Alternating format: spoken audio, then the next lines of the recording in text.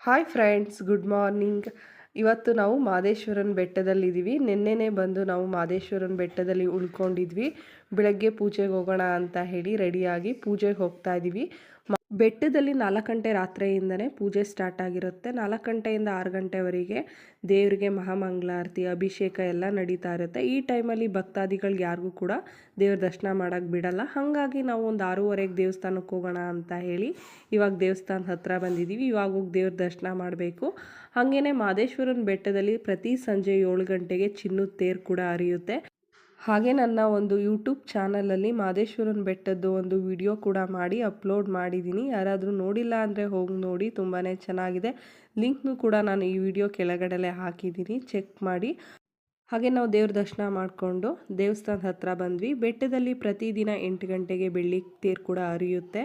ತುಂಬಾ ಚೆನ್ನಾಗಿರುತ್ತೆ. ಹಾಗೆ ನಾನು ಈ ವಿಡಿಯೋನ ಇಲ್ಲಿ